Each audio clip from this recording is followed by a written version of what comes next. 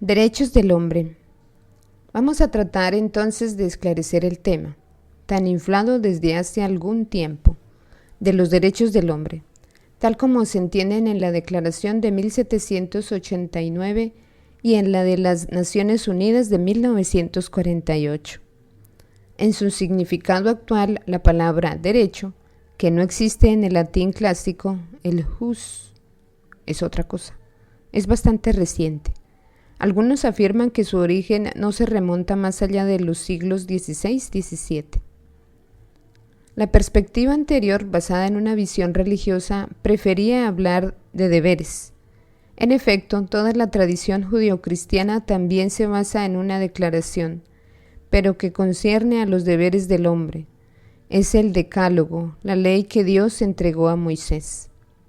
El mismo Jesús no habla de derechos, al contrario, protagonista positivo de sus parábolas es el servidor, que obedece fielmente a su amo sin discusiones.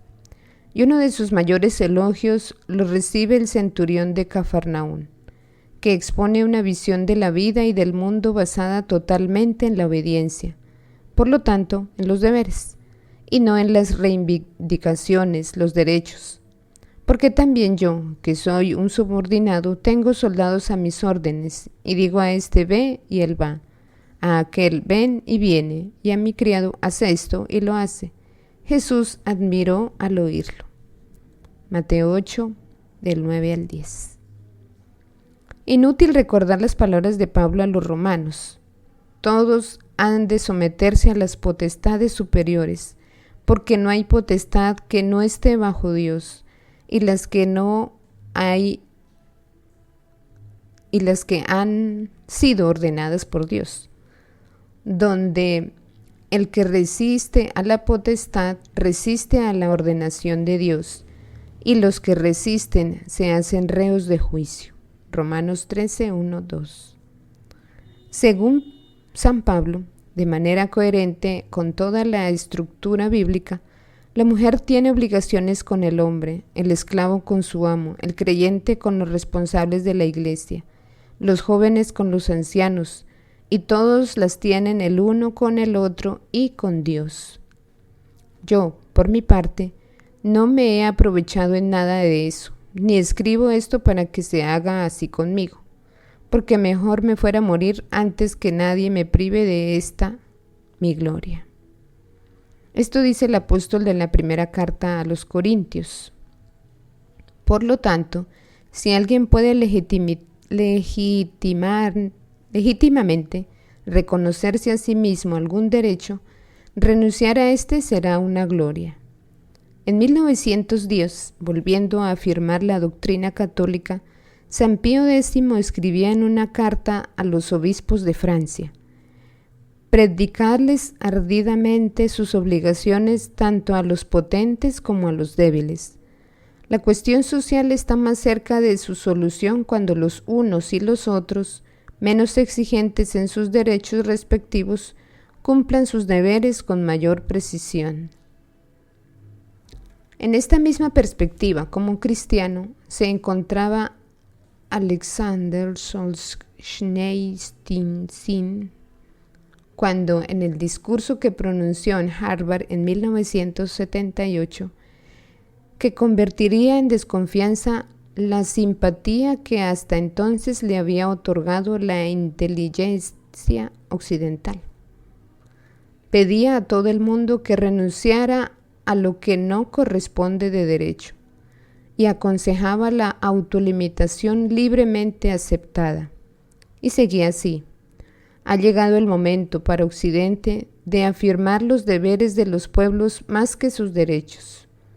Y aún más, no veo ninguna salvación para la humanidad fuera de la autorrestricción de los derechos de cada individuo y de cada pueblo.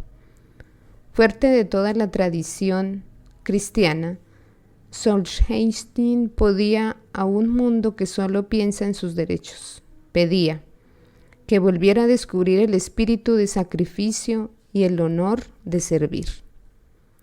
En efecto, todos los autores espirituales nos dicen que el non serviat, no serviré, y por lo tanto no reconozco obligaciones, solo reivindico mis derechos, Es el grito de rebelión de Satanás contra Dios. Tan profunda era la conciencia de ello entre los creyentes que el Abbé Gregoire, que sin embargo fue fiel a la revolución desde el principio y votó la Declaración de los Derechos en la Asamblea Nacional, pidió, pero en balde, que se elaborara una declaración de deberes paralela, de espíritu religioso, incluso en la lucha contra la Iglesia. El mismo Giuseppe Mazzini tituló su catecismo Los deberes del hombre.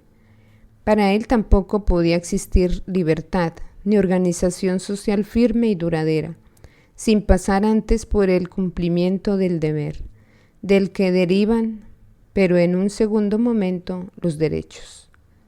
Por otra parte, para dar complemento a la doctrina cristiana, no hay que olvidar, al contrario, hay que tener siempre presente, que los deberes del hombre tienen un enfoque preciso y que al hombre, a cada hombre, cualquiera que sea su sexo, raza o condición social, se le reconoce un derecho fundamental. Es el derecho a reconocerse hijo de Dios, creado y salvado por Él, por amor gratuito. El derecho inaudito de llamar a Dios no solo Padre, sino incluso Papiño, Abba. Esto lo cambia todo radicalmente, tal como se ha observado. Se trata de derechos del hombre que hay que respetar, porque todos los hombres son hijos de Dios, mis hermanos, antes que derechos del hombre por reivindicar.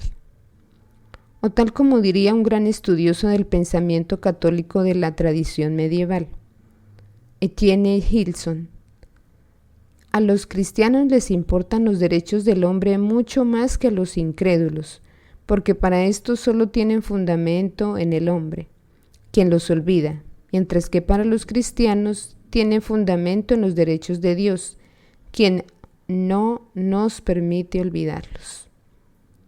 Cuanto hemos dicho hasta aquí, y muchísimo más se podría añadir, ayuda a entender la actitud de la Iglesia ante la declaración en 1789, cuando, por ejemplo, se condena con facilidad lo que sería una actitud miope y cerrada del magisterio frente a la irrupción de nuevas formas de organización humana. Se obra una censura. Se quiere olvidar lo que en la Biblia suena hoy a escándalo. Lo recordábamos citando las palabras de Pablo sobre la autoridad. Si en palabras de Clemenceau la Revolución Francesa es un bloque unitario, se toma o se deja. La Biblia también es un bloque unitario y hay que tener en cuenta todas sus palabras. Ante el giro revolucionario de finales del siglo XVIII, había que enfrentarse a una perspectiva que por primera vez en la historia no solo del cristianismo, sino de toda la humanidad, siendo las demás religiones concordes en este aspecto con la perspectiva cristiana, afirma que el origen y la legitimidad del poder no derivan de Dios, sino del pueblo y de su voluntad, expresada por mayoría en elecciones. Había que aceptar que la radical igualdad de naturaleza entre los hombres, que es uno de los aspectos fundamentales de la Buena Nueva, lleva consigo la igualdad práctica de los derechos sociales, lo que no era admisible en una perspectiva esencialmente jerárquica, o mejor, orgánica, como la cristiana. Pablo, mientras anunciaba el gran mensaje según el cual ya no hay ni judío, ni griego, ni esclavo, ni libre, ni hombre, ni mujer, también enseñaba, siendo la sociedad de los hijos del Padre un solo cuerpo en el que cada miembro tiene su función, que hay miembros subordinados unos a otros y todos están subordinados a Cristo. El problema es, quizás es, mucho más complejo de lo que quieren creer hoy algunos católicos. La Iglesia no es dueña ni guardiana y servidora de un mensaje con el que debe confrontarse continuamente para adecuarse a él. Y ese mensaje les parecía a esos hermanos nuestros en la fe en contradicción con lo que el mundo, por lo menos el de unos intelectuales, empezaba a afirmar. Pero también habían otras objeciones que actuaban y que quizás siguen actuando, aunque muchos no parecen ser muy conscientes de ello. Es el tema al que volveremos en otro apartado.